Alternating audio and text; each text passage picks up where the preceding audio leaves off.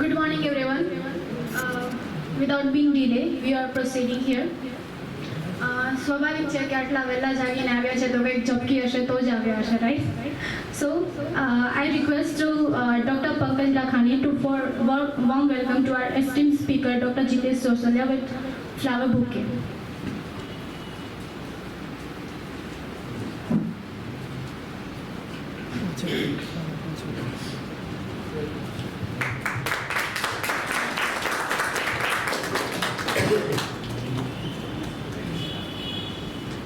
So here, I request to Dr. Pankaj Lakhani to to give an introduction to our esteemed speaker, Dr. Jitesh Sosalia. Over to you, sir.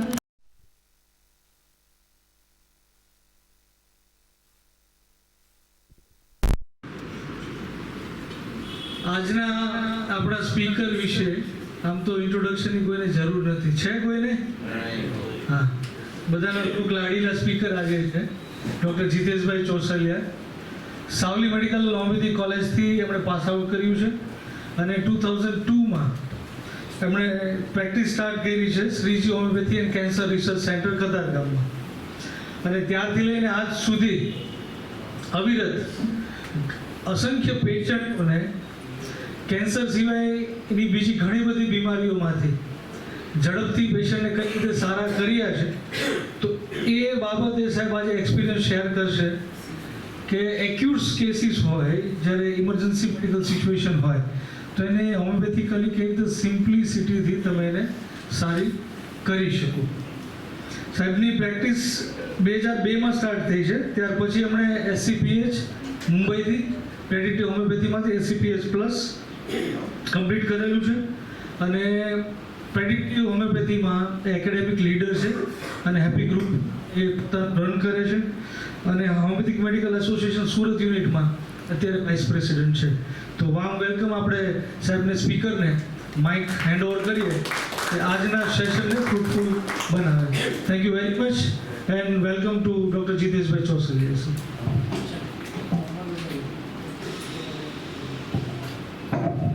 Good morning.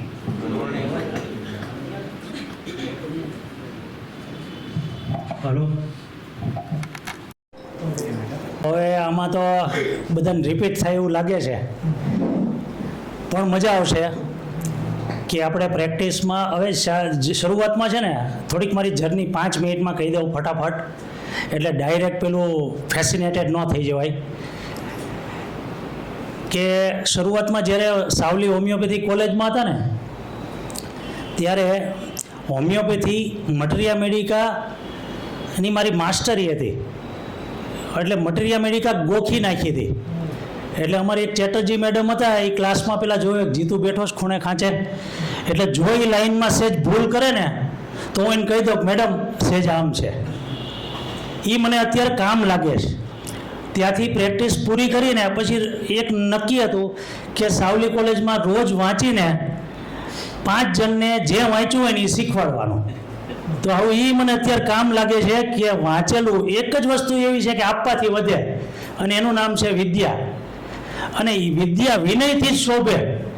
મને જ આવડે છે અને મારી સિવાય ન આવડે તો એ સરસ્વતી થોડીક આડી હવળી થઈને ક્યાંક બીજે જતી રહી જાય તો ખરી જ.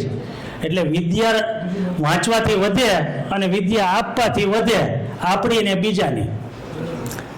બીજી વસ્તુ. ત્રીજી વસ્તુ પછી જ્યારે ઇન્ટર્નશીપ ચાલુ થઈ ને એટલે લાસ્ટ યરની ઇન્ટર્નશીપ એટલે ડૉક્ટર જે પટેલના અંડરમાં આવ્યા એટલે રોજના 100 કેસ જુઓ ને એટલે આમ શું કહેવાય રૂટીન થઈ ગયું. પછી ત્યાંથી ભરૂચ જતા ટ્રસ્ટના ક્લિનિકમાં ત્યાં 200-300 પેશન્ટ હોય. વડોદરાથી ભરૂચ જવાનું સરની હાથે પાછું આવવાનું, ચોકસી ટ્રસ્ટ હતું. એટલે આમ કરતાં કરતાં 2 વર્ષમાં ઓછામાં ઓછા બીજાના પેશન્ટ 3-4 લાખ પેશન્ટ જોવાઈ ગયા. કેટલા? એટલે એ આપણે કાઉન્ટ કરી લીધું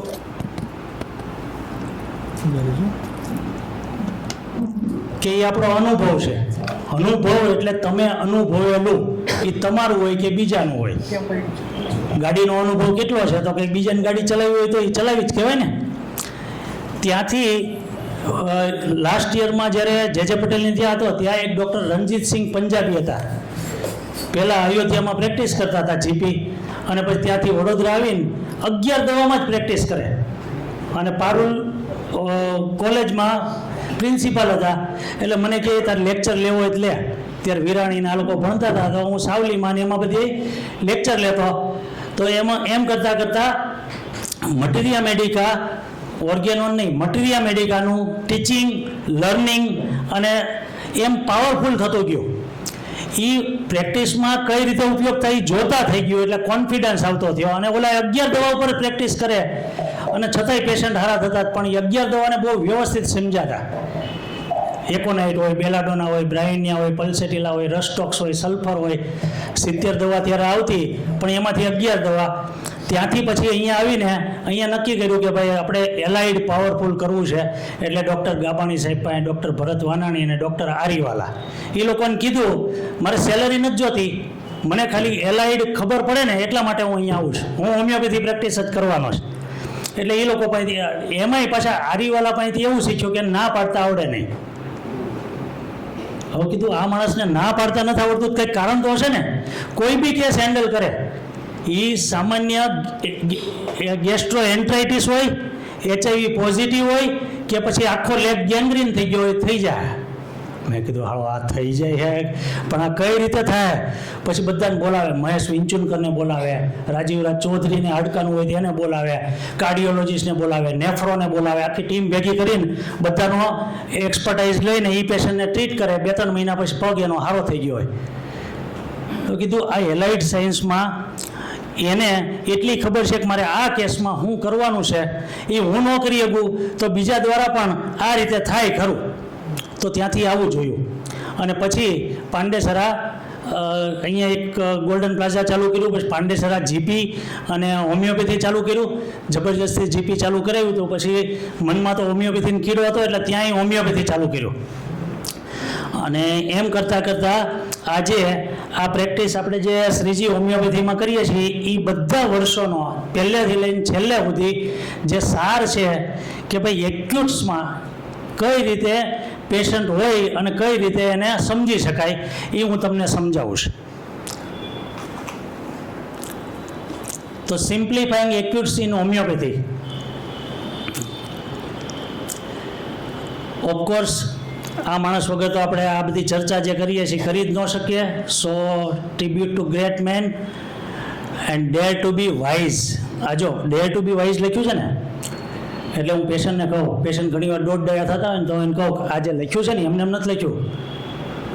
ડાપણ માટે હિંમત હોવી જોઈએ, દોઢ ડાપણ માટે નહીં, ડાપણ માટેની હિંમત હોવી જોઈએ. વાઇઝ બનવાનું પણ ડાપણ માટે, અને એમાં હિંમત કરવાની.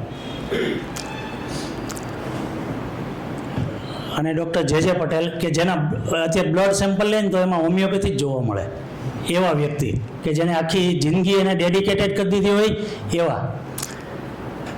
અને doctor Prafull Vijayakar, line of homeopathy, જે 2017 બિરલા માતુશ્રી હોલ, હું ને સુકેતુ જ્યારે ગયા, ડૉક્ટર રાજેન્દ્ર શંકર અને ડૉક્ટર પ્રફુલ્લ વિજયકરનો સેમિનાર હતો, ત્યારે ટ્રીટિંગ ઇનક્યોરેબલ્સ આવું હેડિંગ હતું.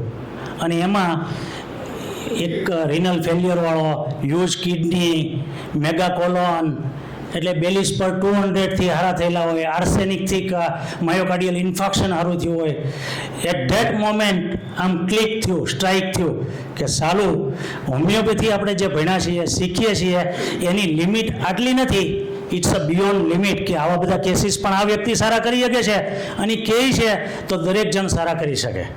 પછી સુરતમાં જ્યારે આવ્યા ને ત્યારે ડૉક્ટર સંકેત વડગામા અને ડૉક્ટર જયેશ પટેલ મારા મિત્ર છે, એ લોકોએ પ્રેડિક્ટિવ કરતા હતા. મને કહે કે પ્રેડિક્ટિવ ચાલુ કરો ને. મેં કીધું હવે ક્લિક થઈ છે પણ જે ચાલુ છે ને એનું ચાલુ રહેવા દો ને, આપણે નવું કાંઈ ટ્રાય નથી કરવી.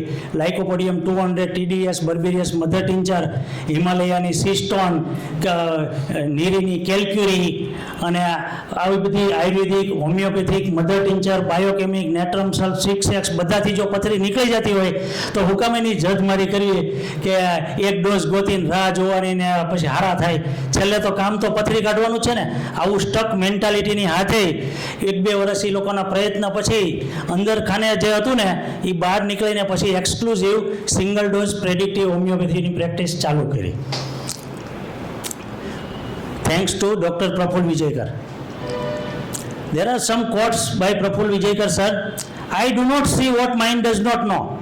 તમને એ જ વસ્તુ તમારી આંખો જોશે અથવા જોઈ શકશે જે ઓલરેડી તમારા સેન્સીસ દ્વારા મગજમાં હશે, નહીં તો સામે આવીને જતું રહેશે તો ખબર નહીં પડે. તો today I am going to make you to see in acutes and store in the mind whenever it will come it will click.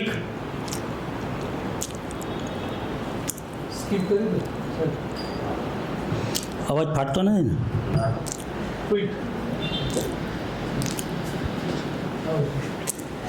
Okay, તો આનું કરું. અચ્છા, તો નહીં.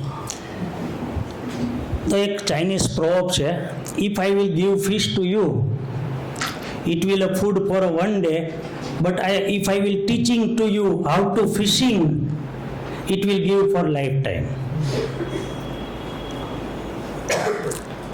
In teaching of thought process, homeopathy is my aim. It's not just to boost your it's just to boost your confidence, because the same case will not going to come to you. પણ એના જેવો કે એ thought process શીખી લેવો ને તો બીજા case આવશે તો તમને એ કામ લાગશે. સો હોમિયોપેથી ઇઝ મેથેમેટિક્સ. આ બહુ જોરદાર વસ્તુ છે. If I have 24 hours to cut a tree, I would spend 23 hours to sharpen the axis and 1 hour to cut the tree. આ એક એક્ઝામ્પલ એવું છે કે 2 જણને ઇન્ટરવ્યૂ લીધા કે તારે અમારી કંપનીમાં આવવાનું છે, ઝાડવા કાપવાના છે. તો એક જણાએ 10 ઝાડવા કાપીને શાંતિથી ઓલી ધાર ઘસા કરતો હતો અને ઓલાએ હાંજ પડ્યા 50 ઝાડવા કાપી નાખ્યા. બીજો દિવસ થયો તો ઓલાએ 10 ઝાડવા જ કાપ્યા, પાછો ધાર ઘસે, અને ઓલાએ 60 કાપ્યા, થોડીક સ્પીડ વધારી. એમ કરતાં કરતાં અઠવાડિયાને અંતે ઓલાએ 350 કાપ્યા અને એને 50 કાપ્યા. તો મોરલ ઓફ ધ સ્ટોરી, ઓલો ખાલી હથિયારનો ઉપયોગ કરીને ઝાડવા કાપ્યા કરતો હતો, હથિયાર બુઠ્ઠું થઈ ગયું, પછી 8મા દિવસથી ઝાડવા કપાતા બંધ થઈ ગયા, પછી ધાર કાઢવા બેઠો. ધાર તો કાઢવી જ પડે, અને ઓલો રોજ ધાર કાઢતો હતો. એટલે make the habits of the reading every day. If you apply your knowledge for a 1 hour, then you have to read for a 2 hour. અને આ એપ્લાય હું કરું છું. હું આજે પણ કોઈ બી કેસ આવે ક્લિનિકમાં તો હવે નથી હારો થયો તો વાંચું, જોઉં અને કઈ રીતે ધાર કાઢવાની. એટલે ઓલવેઝ ધાર કાઢો મગજની, બીજાની નહીં, અણી નહીં કાઢવાની, ધાર કાઢવાની. સો પેશન્ટ ઇઝ થ્રોઈંગ, આ બી બહુ સરસ છે. હા, હિસ્ટ્રી નથી મળતી, કંઈ ખબર નથી પડતી. Patient is throwing symptoms at you every single moment. We should have our antennas open to catch them. Patient appointment લઈને તે દિવસથી લઈને આપણી પાસે આવ્યો હોય ને ત્યાં સુધીમાં આપણને દરેક સિમ્ટમ્સ એને આપી દીધા હોય. સાહેબ એપોઇન્ટમેન્ટ મળશે કે નહીં મળે, ક્યારે આવું, તમને બહુ રાહ જોવી પડે છે, 2-3 કલાક કંટાળી જવી, થાકી જવી, એપોઇન્ટમેન્ટ બરાબર આપવાની, સિસ્ટમ હરખી કરવાની, પછી બહાર આવીને એપોઇન્ટમેન્ટ આપી હોય કેટલી વાર લાગશે. હવે આ બધા સિમ્ટમ્સ જ આપે છે, આ હિસ્ટ્રી જ આપે છે. કે હિસ્ટ્રી એટલે સામે બેહીને તમે પૂછો અને એ કહે એ જ હિસ્ટ્રી નથી. જ્યારથી પેશન્ટ તમારા સંપર્કમાં આવે, જ્યારથી પેશન્ટ વિચારે કે મારે દવા લેવી છે ત્યારથી, એટલે એ આપણે પકડતા શીખવાનું કે ભાઈ આ ઉતાવળીઓ છે કે આ શાંત છે, અધીરિયો છે, આ ઝઘડાળું છે, કેવો છે, એ એનું બિહેવિયર ને ડિસ્પોઝિશન બતાવે. એ એના જીન્સમાં હોય એ જ બહાર નીકળે. નોલેજ ગિવ્સ યુ કરેજ, અને ડેર ટુ બી વાઇઝ છે એ નોલેજ. આપણી પાસે નોલેજ સિવાય કાંઈ ન આવે. ઓલો ધંધાવાળો હોય તો ધંધામાં એની હિંમત, એની પાસે પૈસા હોય તો આવે, અને હોમિયોપેથ પાસે હિંમત, એની પાસે જ્ઞાન હોય તો આવે. યાદ રાખવાનું. અને homeopathy is not business, and if you want to do the business, don't do homeopathy. There are so many business you can do. Written by Hahnemann. And of course, I shall like to take the blessing of Dr. Amrish Vijayakar, son of Dr. Praful Vijayakar, sir. Now, today's my aim and objective is how to use theory of acutes. There is one application, all will download in their phone and use with handy in acute clinical condition, theory of acute. Second, કે ભાઈ case taking. એક્યુટમાં તમારી સામે જે history છે ને એ self એવિડન્ટ છે. એ symptoms હોય, reports હોય, અથવા એક્યુટ ટોટાલિટી હોય. It does not needs the 2 to 4 hours case taking in acutes. કયા એક્યુટ્સમાં ક્યારે કરવું એ history taking in acute disease and use of repertory in acute disease. પહેલાં મટીરિયા મેડિકા બન્યું ને પછી રેપર્ટરી બની. સબસે બડા કોણ? મટીરિયા કે રેપર્ટરી? મટીરિયા. મટીરિયા આવ્યું, એના ટુકડા કર્યા અને એમાંથી રેપર્ટરી બની. એટલે રેપર્ટરીમાંથી મટીરિયા નથી બન્યું. યાદ રાખજો. એટલે you have to differentiate medicine according to individual drug picture and from the materia medica, not from the repertory. Repertory will give rise to understand there are the 1 rubric and 10 medicine. આ કન્ડિશનમાં આ 10 દવાઓ આવે, પણ છેલ્લે તો તમારે differentiate મટીરિયાથી જ કરવું પડશે. In senses in acute cases, એટલે આપણી ઇન્દ્રિયો. We have 5 senses. ઘણાને હોય 6 સેન્સીસ હોય, પણ નોર્મલ હ્યુમન બિઈંગ 5 સેન્સીસની હાથે, 5 ઇન્દ્રિયોની હાથે જીવતા હોય. એ આપણી આંખ હોય, કાન હોય, નાક હોય, મોઢું હોય, કે ટેસ્ટ હોય, કે ટચ હોય. આ 5 સેન્સીસ હોય. આપણે કોઈ પણ ઇવેન્ટ કે ઘટના બનતી હોય તો we are perceiving anything or everything surrounding or in the world or universe by our 5 senses. That will send to our brain and that will store, and whenever needed our senses analyze and it will reflect. This is known as a senses. 5 ઇન્દ્રિયો કઈ રીતે કામ કરે. એમાં આંખને જોવાનું કામ હોય, અહીંથી સંભળાય નહીં. આને સાંભળવાનું કામ હોય, અહીંથી બોલાય નહીં. આને બોલવાનું કામ હોય, સ્વાદ લેવાનું કામ હોય, તો અહીંથી જોવાય નહીં. હાથને અડવાનું કામ હોય. દરેક સેન્સીસનું પોતપોતાનું કામ છે. Yes sir, welcome. હવે ટેન્શન નહીં. તો senses in acutes and another, કે ભાઈ એક્યુટમાં એક્યુટ હાદા કેસ આવે, કે એક્યુટ ઇઝીલી મેનેજ થાય એવા હોય, અને એક્યુટ ભી પાડી દે એવા કેસ હોય. એક્યુટ ટાઈમ નો આપે એવા, ભી પાડી દે એવા, ચેલેન્જિંગ. અને you have to use your knowledge with fast and very quickly and precision without any of the fail, otherwise patient will fail. There are certain kinds of the acute that is known as a surgical acute, emergency acute in ICU. So this is my aim and objective of the today's lecture. આ એક application છે TOA. આને scan કરશો ને એટલે બધાનામાં આવી જશે. એમાં એન્ડ્રોઈડવાળા હોય, થિયરી ઓફ એક્યુટ નથી, એમાં ઓલું એપ સ્ટોરમાં એપલનો એપ સ્ટોર, અને એન્ડ્રોઈડવાળાને ડાયરેક્ટ આમ સ્કેન કરશે એટલે આવી જશે. આ પહેલાંમાં અવેલેબલ નથી, પહેલાં હતી, હવે નથી. એટલે આપણે આનો ઓલ્ટરનેટિવ ગોત્યો છે. એટલે દરેક જણ આ કરી લેજો, અને આને કઈ રીતે યુઝ કરવી અને એક્યુટમાં કઈ રીતે વાપરવી એ પણ હું તમને આજે સમજાવી દઈશ. આ એપ્લિકેશન છે TOA, થિયરી ઓફ એક્યુટ્સ. એ પાણી પીવડાવવું પડશે પૂજા. કન્ટિન્યુ. તો ટ્રાય કરો તો 4-5 જણા જેનામાં ન હોય એ લોકો ટ્રાય કરી જોવે, થાય છે કે નથી થતો તો આપણે એનો ઓપ્શન ગોતીએ, પણ અમે ટ્રાય કરી જોઈશું એટલે જોઈ લો.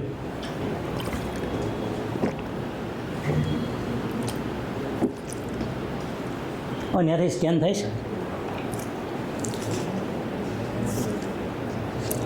સર તમે કાલે પછી આવ્યા ને, મીઠી ગોળી પીલા કે ગયા? ધંધો છે.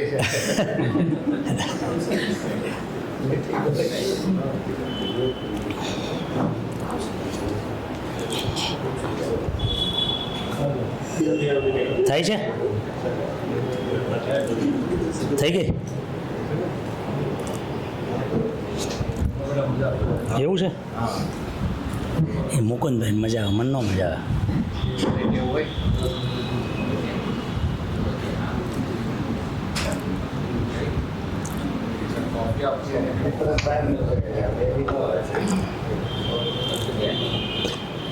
વધીએ આગળ. અને છતાંય પંકજભાઈ આ શેર કરી દેજો, આ સ્લાઇડ આખી સ્લાઇડ બધાને શેર કરી દેશે એટલે કોઈને લખવાની જરૂર નથી. આગળ આ ચાર્ટ છે કે એને કઈ રીતે વાપરવી. તો કે પેશન્ટ જ્યારે આપણી પાસે એક્યુટમાં આવે તો ત્યારે 3 વસ્તુ હોય.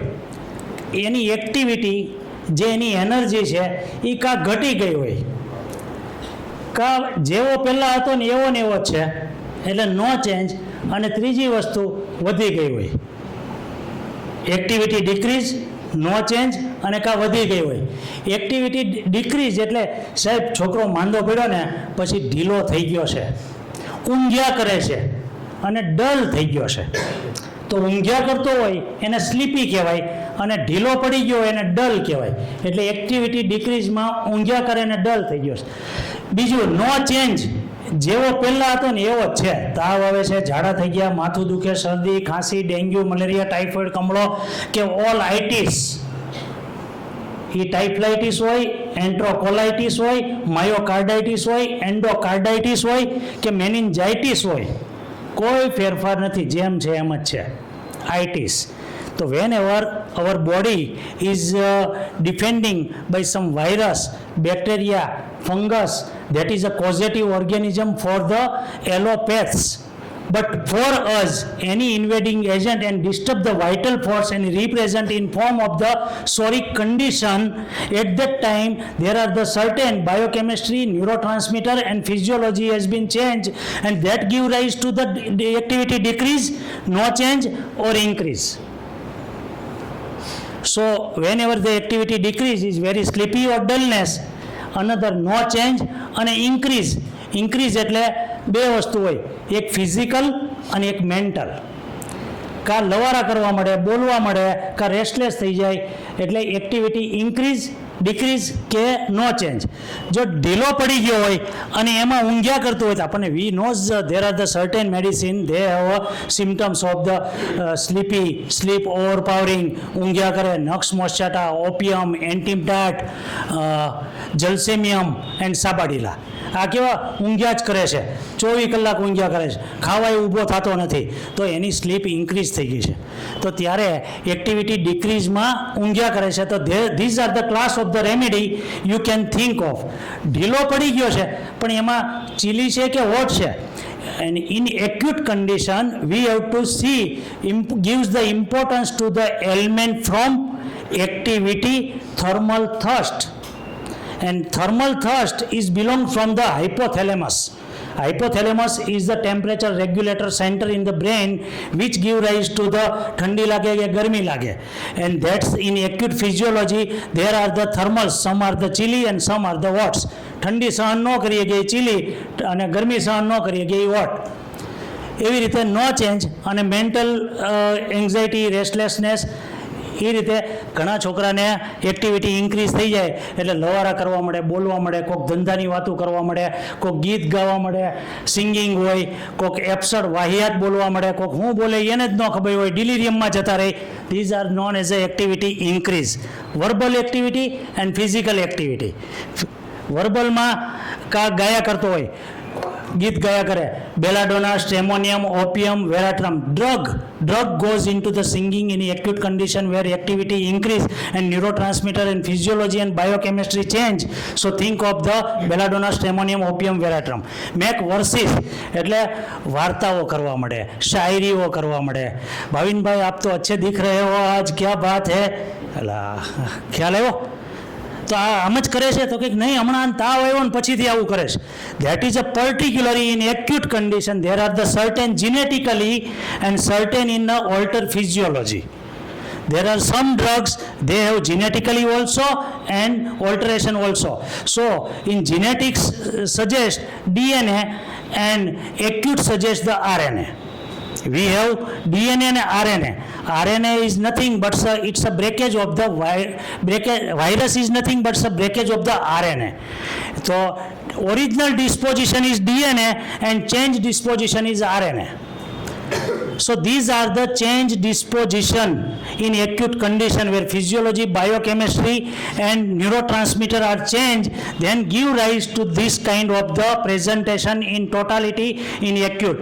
So you can use this chart. There is no name of the disease. What's the name of the disease is there? Because we are not treating the disease, we are treating the disease, man in the disease. Whether it present with the acute totality, acute condition, which kind of the acute, we have to stimulate. That I will also narrate in next few slides. So there are some time અમુક ઉતાવળિયા બોલો સાહેબ જલ્દી ફટાફટ સારું કરો ને આમ કરો ને ફાસ્ટ. લા કેમ આટલો બધો સ્પીડ? હાવડા એક્સપ્રેસ જેવો થઈ ગયો. ઘણા ઇરેશનલ એટલે કાંઈ લેવા દેવા વગરની વાતો કરે, ધંધાની જ વાતો કરે. બરાબર, ખબર નહીં આને મગજમાં શું થયું છે ને તાવ મગજમાં ચડી ગયો છે. આખો દી સ્કૂલ કર્યા કરે. છોકરાનો ધંધો ક્યાં હોય? સ્કૂલ. ઓલી ઘરનું કામ કર્યા કરે છે. ઓલો બિઝનેસમેન હોય તો ધંધો એટલે it is a area where person is a engage in 24/7. That is known as a business. આપણે હોમિયોપેથીને એ સાહેબ તમારો ધંધો કેમ હાલે? કીધું હાલો અમારો ધંધો નથી, પણ એ તમે 24 કલાક આ જ કરો ને તો એ ધંધો છે.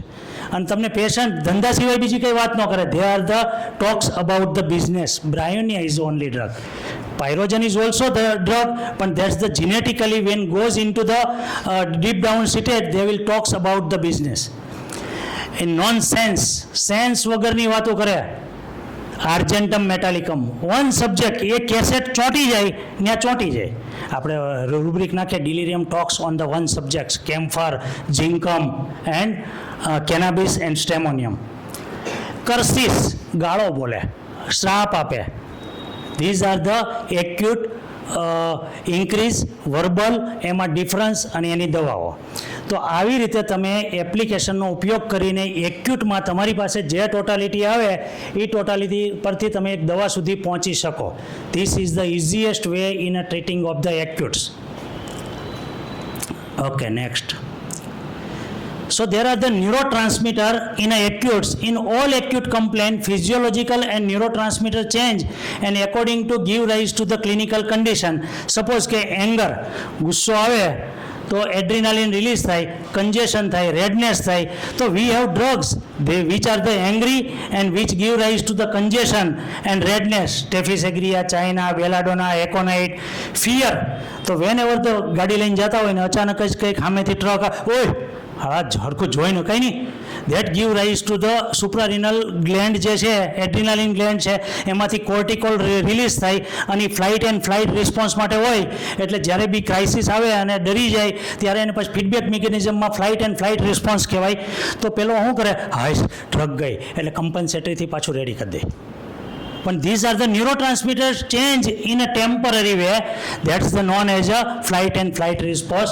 Fear, cortisol, adrenaline, sadness. હું પણ હાલું મોઢું ચડાવીને કેમ બેઠો છો? થોડો ખુશ થાની. યુ આર ઇન ધ તને નથી કહેતા 5 મિનિટથી વધારે ઉદાસ ને દુઃખી રહેવું નહીં. આપણે સંસારમાં છે, આઈસીયુમાં નથી.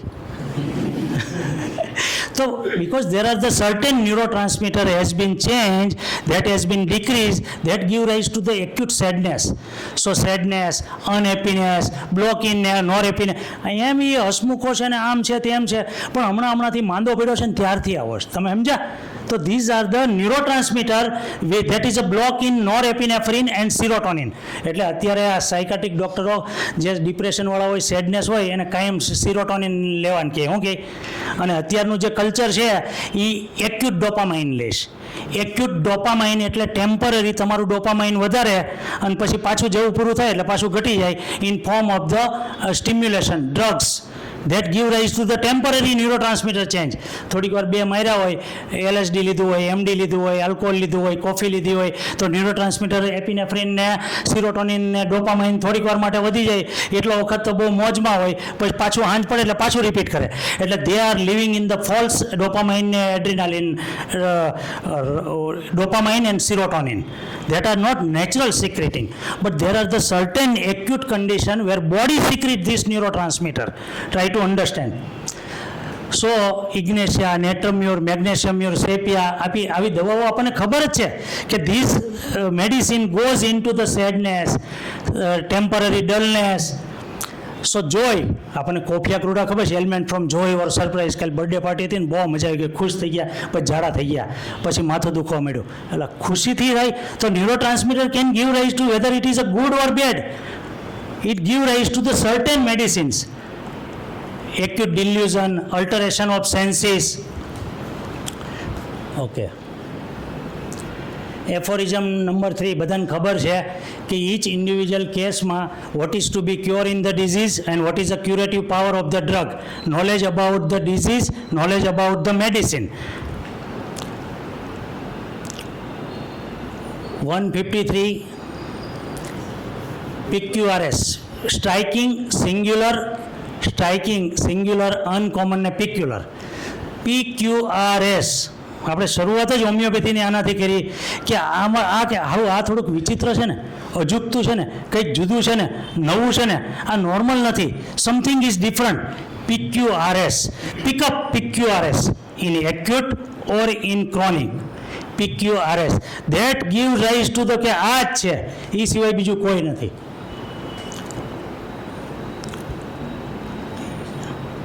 (178)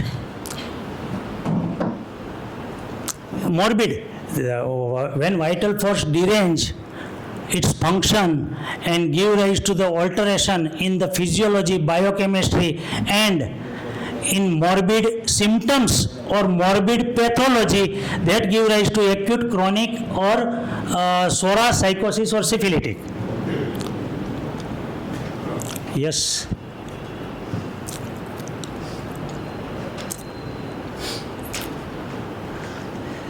એટલે આપણે એક્યુટમાં બધું હું હિસ્ટ્રી લેવાની, ક્યાં રહે છે અને ભેજવાળા વાતાવરણમાં રહે છે અને ઝૂંપડપટ્ટીમાં રહે છે અને શું ખાય છે અને પીવે છે અને એનું નોર્મલ ફિઝિયોલોજીકલ ફંક્શન કેવા છે, આ બધું કન્સિડર કરતા હોય. અને મોસ્ટ એક્સાઇટ કોણે આ ટ્રિગર કર્યું એને કહેવાય ailment from. What was the triggering factor. આ જે છે ને એ સાયન્સની ભાષામાં, એલાઇડની ભાષામાં there are the protein imbalance. આપણે જે એક્સાઇટિંગ ફેક્ટરને વાઇટલ ફોર્સ ડિસ્ટર્બ થઈને સાઇન એન્ડ સિમ્ટમ્સ આપે, they says there are the certain protein disturb and give rise to this condition. So all the illness, આપણી પાસે પેશન્ટ આવે ત્યારે આપણે પહેલું આમ જોવાનું કે આ પેશન્ટમાં ફિઝિયોલોજીકલ ચેન્જીસ છે. ફિઝિયોલોજીકલ ચેન્જીસ એટલે ચેન્જીસ ઇન બાયોકેમિસ્ટ્રી, ડાયનામિઝમ છે, એક્યુટ, નો રિકરન્સ, ઓવર ટાઈમ. દાખલા તરીકે તાવ હોય, એક્યુટ ફૂડ પોઈઝનિંગ હોય, ડાયરિયા હોય, વોમિટિંગ હોય, એપ્થિયા હોય, કોલિક હોય, એક્યુટ સોરે એટલે પેઇન, સ્પાઝમ, ઇન્ફેક્શન, ટેમ્પરરી આવીને જાય, બાયોકેમિસ્ટ્રી ચેન્જ થતી હોય, આવી કન્ડિશનને ફિઝિયોલોજીકલ એક્યુટ કન્ડિશન કહેવાય. હવે અમુક કન્ડિશન એવી હોય કે ફિઝિયોલોજી તો ચેન્જ થતી જ હોય પણ ફિઝિયોપેથોલોજીકલ કન્ડિશન એટલે કેવી, તો કે એની બીપી વધી જાય છે. ફિઝિયોલોજીકલ ચેન્જ થાય છે પણ વધારે ને વધારે ડાયાબિટીસ વધી જાય છે અને એને ઈડીમાં થાય છે. તો these are the still physiology is working but they are in accumulative form that is known as a physiopathological. Urticaria, hyper acidity. And pathological એટલે હવે ફિઝિયોલોજી પહેલો પાર્ટ પૂરો થઈ ગયો. બોડી આપણી 3 રીતે ડિફેન્સ કરે. તો કે કોઈ પણ એક ઘર હોય અને બાજુમાં કોઈ રહેતા હોય એટલે ઓલો પથ્થર મારે ને એટલે ઓલા ઓય રહેવા દે નહીં ભાઈ, હું તો અણી કાઢ્યા કરશો, એટલે એને કહે. ઓલો પાછો પથ્થર મારે એટલે પાછો ઓલા કહે. એટલે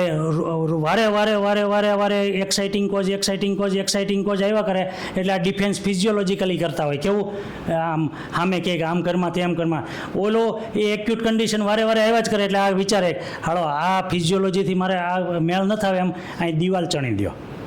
Then it will build up the psychosis in form of the fibrin excess, and synthesis of the fibrin give rise to the hardness, induration, and that will give rise to the pathological structure like cones, callosity, warts, tumor, fibroid. That is a second defense, and that is a psychosis. Because now which was the protein alteration, it has been permanent store in that part, and that give rise to the structure hard, strengthen, thick, induration to protect from the વારે ઓલો અણી કાઢતો હોય. એટલે second defence is આ. પણ તોય ઓલો પાછો અણી કાઢ્યા કરે. સો પ્રાઇમરી ડિફેન્સથી કામ નથી લાગે એવું, સેકન્ડ ડિફેન્સથી કામ નથી લાગે એવું. એક કામ કર, આને તોડી જ નાખે. બરાબર. Then the body will decided to go for the third defence. એટલે કોઈ પણ સાયકોસિસ કે સિફિલિસ પ્રાઇમરી સોરા વગર આવે નહીં. એમને ડાયરેક્ટ દિવાલ ચણી દે કોક. There must be some purpose. જો બે ઘરની વચ્ચે દિવાલ બનાવવાનો એ કંઈ પર્પઝ હોય તો આપણા બોડીની અંદર ફાઇબ્રિન એક્સેસ કે કંઈ બી વસ્તુ પેથોલોજીકલ સ્ટ્રક્ચરલ ચેન્જીસ થાય એની પહેલાં ફિઝિયોલોજી તો ઓલ્ટર થયેલી જ હોવી જોઈએ ને. તો we are finding the journey of the disease, where was the acute was started, where physiology was change, અને કેમ ફિઝિયોલોજી ચેન્જ થઈને ન મેળાયો એટલે આ કરવું પડ્યું. સો always we are understanding that. And third defense is to destruction. એટલે gangrene, necrosis, cut, caries, these are the syphilitic. એટલે બોડી વિચારે કે it is better to sacrifice the one part to save the whole. Syphilis is nothing but it is better to sacrifice one part to save the whole. And if it is cut off, and if you want to understand the deeper cases like અત્યારે હવે આવ્યું છે stem સેલને એવું organ regeneration કરે. એ genesis હોય તો stem cell મૂક્યા હોય નાભીમાંથી, પછી ઓલા રાખ્યા હોય તો લીવર બનાવે, હાર્ટ બનાવે, ન્યુરોન્સ બનાવવાનો વિચાર કરે છે. અને એ રીતે આખું બધું એક સેલમાંથી બીજા સેલ બનાવીને આખા ઓર્ગન સુધીનું ડેવલપમેન્ટ કરે છે. એ તો ઓલરેડી આપણે બોડીમાં પડ્યું જ છે. અને by giving homeopathic medicine we are stimulating this stem cell. So we can also regenerate and work on the stem cell. So there is a physiological, pathological and stem cell. Three times. Today we will understand the physiological cases exclusively. No psychotic part, no syphilitic part, no stem cell. Yes.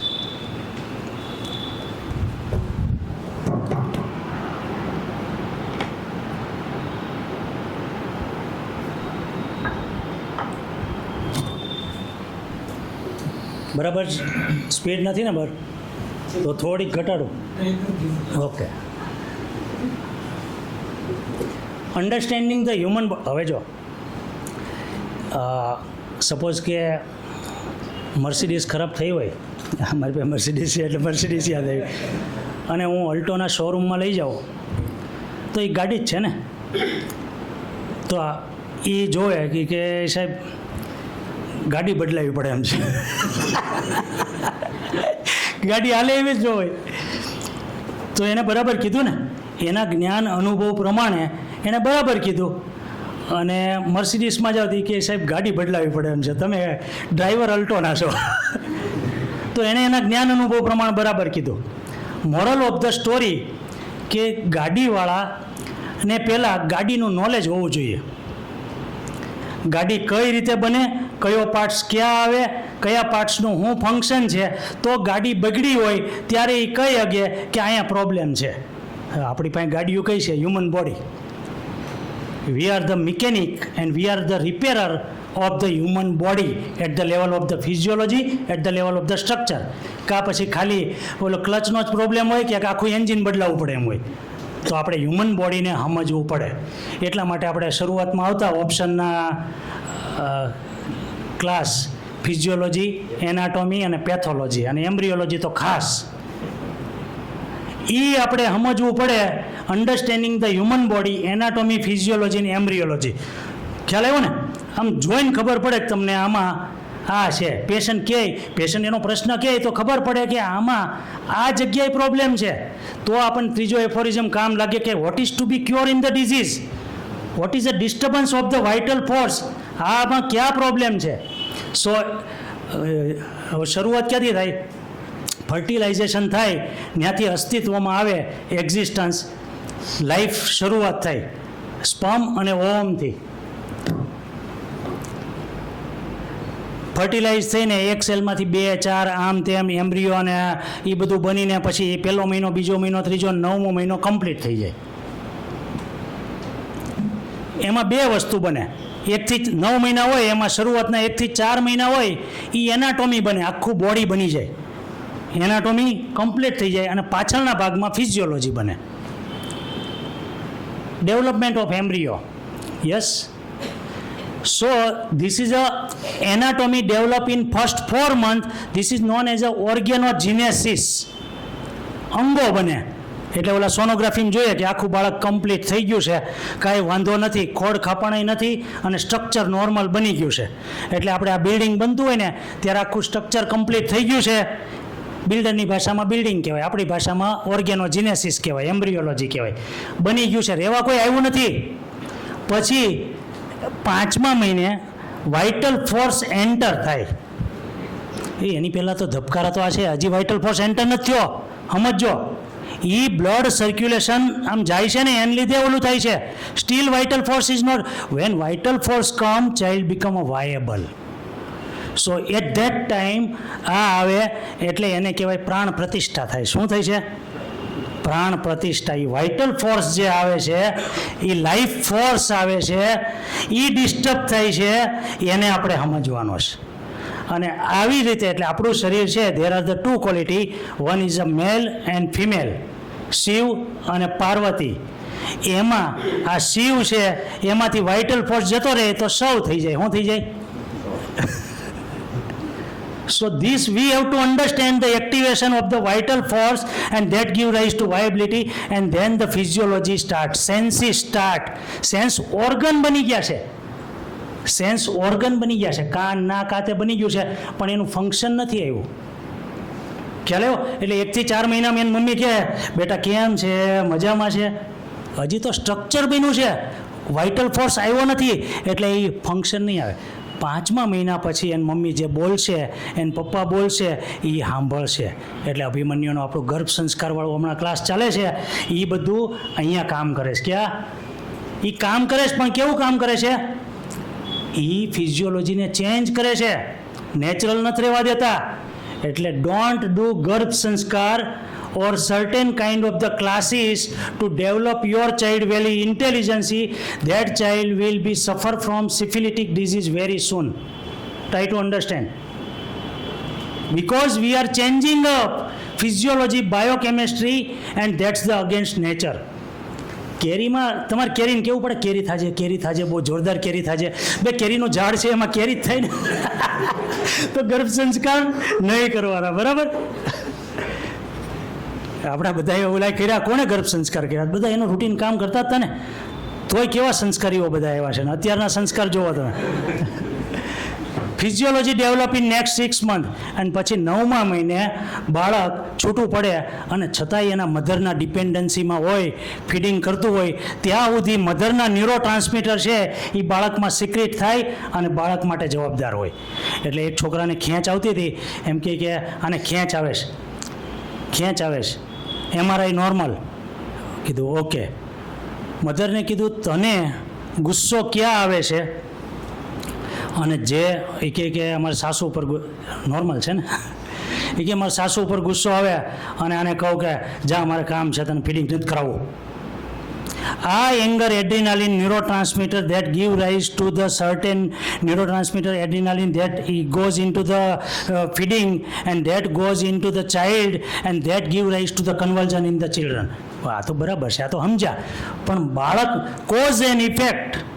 So I want to understand a convulsion, spasm from suppression of lactating mother in Valeriana 200 was given, child's convulsion ready. Cause, effect, phenomena, neurotransmitter that element from and neurotransmitter give rise to the certain things. વેલેરિયાના ઉલટી કરી નાખતો હોય છોકરો ભળે છે તો ક્યાં ગુસ્સો આવે છે? Undigestible chunk of the anger in mother and that give rise to the neurotransmitter in the children and that goes into the abdomen, that give rise to the vomiting of the milk after nursing mother. Bufo rana Ignatia Valeriana. તમે સમજો છો? So where are the neurotransmitter and physiological change and where it express? Element from and where it express. So this is very important in acute condition. So organogenesis and physiology. Yes, Pratik. Material body, anatomy, and this is a physiology. So order to important. Yes, આખું કરી દે. તો સૌથી મહત્વની વસ્તુ છે life and existence, પછી આવે identity, પછી બેલેન્સ. પ્રતિક આ ખાલી કરી દે. જો આપણી પાસે જ્યારે કેસ આવે છે ને ત્યારે આપણે કેસ લાઈફ આખો એમ્બ્રિયોલોજિકલ ડેવલપમેન્ટ થાય અને ફિઝિયોલોજી ડેવલપ થાય એનું એક્ઝેક્ટ ઉપર સમજો તમે કે જ્યારે બી આપણી પાસે કેસ આવે છે ત્યારે આવે છે life and death. It's a matter of the survival. So it's a case of the existence. હવે અસ્તિત્વ જ નથી રહેવાનું. પછી આવે આઈડેન્ટિટી કે ભાઈ મેલ છે કે ફિમેલ છે, અને પછી sexual identity and then the balance, એટલે કે બે બાજુ હરખી હોવી જોઈએ, બેલેન્સ. And then body. આ ફર્સ્ટ 4 મંથમાં આ બનતું હોય. પછી સેન્સ ઓર્ગન, જે વાઇટલ ફોર્સ એક્ટિવ થાય પછીથી સેન્સીસ સ્ટાર્ટ આફ્ટર 6 મંથ, કે સાંભળવાનું ચાલુ કરે, જોવાનું ચાલુ કરે, કે બોલવાનું ચાલુ કરે. એ બધા નહીં, પણ સૌથી પહેલું કેમ આ જ આવે?